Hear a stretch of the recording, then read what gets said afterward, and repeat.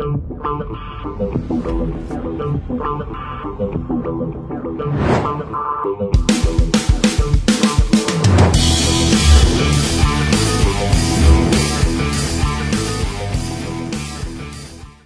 what is happening, my fearless networking friend? Todd Falcone here. Welcome back to another episode. And this is a very common thing we got to cover. You know, how do you stop procrastinating, right?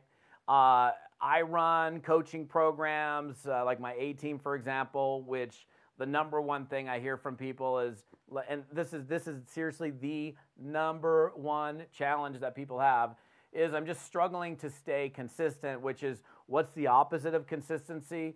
Procrastination. And so how do you stop procrastinating? Why do you procrastinate? That's the important thing, is like, how do I figure out, I want this, I want success, I want to have change in my life.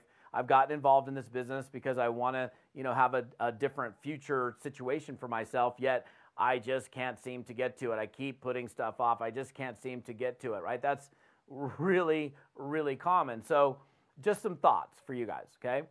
So if you are one of those people that constantly, shows up at your desk, or maybe you don't even show up at your desk, but if you do show up at your desk, you bumble around and do everything but the one thing that you need to do, right?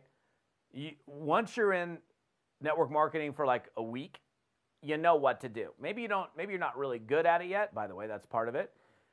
But you know that if you're going to make money here, if you're going to grow a business, the only way for you to grow a business is to intentionally go grow the business, right? You've got to go gather customers for your products and services. You got to go recruit distributors, build a team.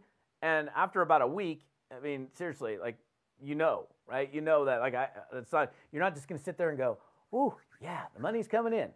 I haven't done anything yet, but, like the book Think and Grow Rich. I remember the first time, I heard the title, Think and Grow Rich. I'm like, wow. And I started looking around. There's no money there, right? I only did that once, but, Think and Grow Rich, right? By the way, what a great book to read. If you haven't read that book. In fact, it was the very first success book I ever read. I've read it multiple times. First chapter, thoughts are things, right? And it's not like you can just think and then you're rich. It's the thought that leads to the action that leads to the result. I'm not going to get into all of that, but procrastinating. Why? Ask yourself this question. Why are you procrastinating? Why do you put stuff off? Why is it that you step up and then don't do? Or maybe you never step up and so therefore you're not doing, but in this case, like I'm in my office here, so step into the office, but then I do everything but the thing that I already know I need to do, right? So again, after a week, we'll give you a week, but after a week, it's kind of like, dude, you know what needs to happen. You just have to do that thing, right? And we know it's exposure, that gateway skill, right? Inviting, getting people to take a look, putting them in front of your presentation, your products, your opportunity. So why aren't you? That's the question. Maybe you should start with that. Well, why is it that every time I step to my desk, I don't do anything? That'd be a good starting point for you, don't you think? If we begin to understand why people procrastinate or why you procrastinate, well, what I found is, okay, we put stuff off for only just a couple reasons. I mean, let's take, I'm lazy out of the equation. I can't fix lazy, right? But what we can do is we can look at why you're procrastinating. Well, I'm procrastinating because first of all, I don't know what to do. All right.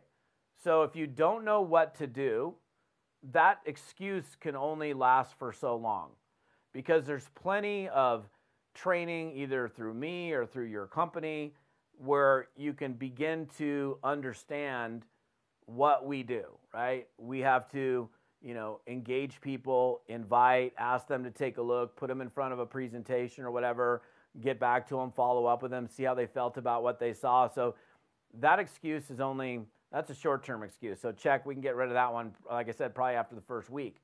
Then it's like, well, I'm not really good at what I'm about to do, which is a common reason why people put stuff off. It's like, I don't really feel like I'm that good at it, and so you don't do it because you don't feel like you're good at it, right? So we tend to avoid things that we don't really feel we're good at. Think about that for a second. If you don't feel like you're really skilled or competent at that thing, whatever that thing is, you're going to put it off. You're going to keep putting it off, right? I'm just not going to do it. I'm not going to do it because I just don't really feel like I'm very good at it. But interestingly enough, right, when we have something that we feel we're really good at, we got no problem doing it. We're good at it, and you can step in and get it done. But if it's something that you're not really good at, then you are more hesitant and timid about that thing because you just don't feel like you're really good at it. Like, I mean, I've used this example before. My, youngest boy, when he first stepped on skis, even though we got him on the skis and he was in the skis, he was like, I'm not really good at it. And he was very timid and very, hesitant. And it was really tough to get him, kind of moving on skis. And so we put him into lessons. And the lessons helped him to understand how to put his skis on edge or stop or whatever. And now, I mean, my kid's like, keeping up with me on skis, and he's flying down the mountain and having a blast. And it's amazing to be able to ski with my kids, right? But he was very hesitant. And I mean, we forced him to do it. So it's like I literally took him up to the mountain, put him in his boots, put him on skis. And so he's kind of forced into that position, which is kind of a good thing as a parent. You kind of put him into that position. But then what we did is we put him into lessons, and we began to have lessons where he's learning and understanding how to do it better. So his competence rises. And again, you guys have heard me say this. When your competence rises, like confidence and competence are directly related to one another.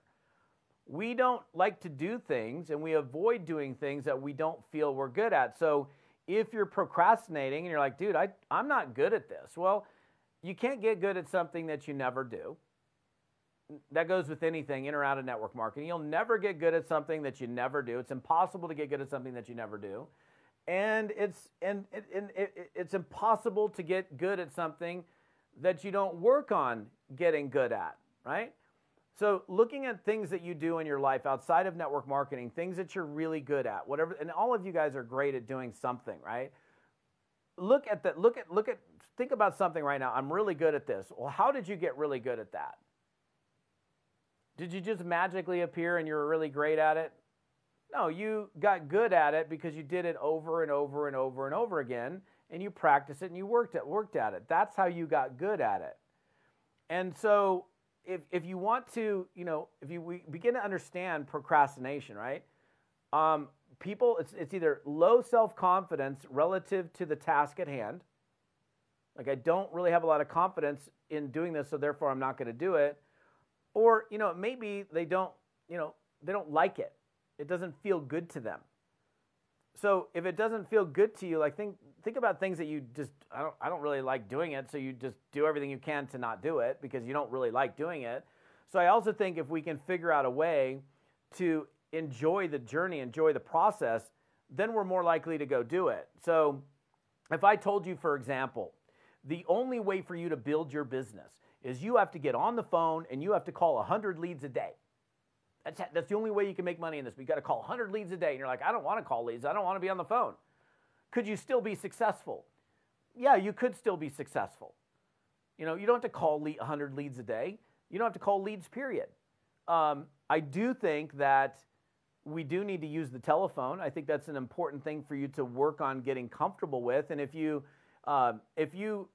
felt like you were good at engaging people in conversation, that you could pick up the phone and have a conversation with somebody about business, and you were like, it's just a conversation. It's not a big deal. I'm just reaching out to somebody and say, look, I've got this business. I'd love to show you what the heck I'm up to. If I sent you to this website, would you do me a favor and take a peek at it? And you felt competent in that arena, you wouldn't be afraid of this thing. You wouldn't be afraid of it. But how do you get good at talking to people or even executing an invite on Facebook or DMing somebody on Instagram or any other social, LinkedIn, whatever it might be? Well, you can't get good at something that you don't have like the semblance of an idea of, like, well, if I'm going to invite somebody on Facebook, what do I do? That's why we provide training, right? So training is an important part of helping somebody to understand or comprehend something, because when they comprehend it or they understand it, then they go, oh, step 1, step 2, step 3, or A, B, C. Oh, I get this. So the first thing I do is do this. Second thing I do is that. Third thing I do is this. Okay, I understand it. But if you're like, dude, go for it. I would never send somebody out to go start building a network marketing business without giving some fundamental understanding of what we do. Because how would you, we can't expect somebody to go do something when we're not providing them an avenue in which to do it, an avenue for them to understand what it is that we do. So I get the procrastination thing. There's lots of people that put stuff off, but if you're procrastinating, you got to look at why are you procrastinating? Why are you putting stuff off? Either I don't know what to do. Okay, fine. That can only last for a little bit. I know what to do, but I'm not good at it. So fine, if you're not good at it, then work on getting good at it. And that's where fear comes in. It's like, I'm afraid of rejection, or I'm afraid of failure, I'm afraid of screwing up, or I'm afraid of whatever I'm afraid of is. And you're afraid of it because you're still in the new, right? You're still not really sure, and you're like, I'm unstable on my skis and I'm not really competent yet. But through working on it, if creating success here is important to you, you will take the time to practice, to work on your skills, to start developing your craft, so that when you're doing it, you feel more confident doing it because you have more competence, more skills. So again, that skill, the competence thing and the confidence thing are directly related. So think about that. Again, look at something you're really good at. You don't avoid the thing that you're really good at because you're good at it. You love doing it. So how do we get you good at this? We get you good at it by, kind of trial by fire, by doing it in spite of not being good. And I understand how uncomfortable that might be, but it's part of the journey. Just like stepping on skis or getting in the pool for the first time. It's very uncomfortable, but you can't learn how to swim without getting in the pool. And then you take swim lessons and you start understanding how to tread water and how to do, crawl stroke or freestyle. And you begin learning. And over time, think about it. I mean, if you never swam before, you can't expect to be a great swimmer. But if you got in the pool and you had somebody helping you out and you kind of felt the water and you're like, okay, I'm going to float in the shallow end of the pool and take your feet off the bottom and see if you can stay up. And then you're like, well, I want to learn how to swim, so I'm going to take swim lessons. And you diligently work on getting good at that thing. You'll jump in the pool anytime. So you have to look at you and your current situation, but it's not hard to get past the procrastination. Also, if what you want over there is big enough, like if it's big enough, like what I want, the result that I'm ultimately looking to get out of this business is big enough, it should overcome any kind of fears or hesitations that you might have and cause you to bust through it and work through it in order to get to what it is that you do want that's on the other side of your fear or whatever you're dealing with. But again, procrastination, very, very common, but it's also something that you can get through if you're willing to work through it and be honest with yourself about what you're dealing with and going, I'm going to work on getting better so that I feel better about what I'm doing, because then you're not going to avoid it. So anyhow, I hope this conversation is helpful for you. You may be on my YouTube channel. What's up, YouTube people? If you're on my podcast, great. Thank you so much for plugging in. By the way, if you're on my podcast, I'd love a rating from you. That'd be awesome. Give me a thumbs up. And, if you like the podcast, love to know that you like the podcast. If you want to get the rest of the story, come on over to toddfalcone.com/episode 115. That's this particular episode, toddfalcone.com/episode 115. Thank you so much for plugging in. We'll see you next time.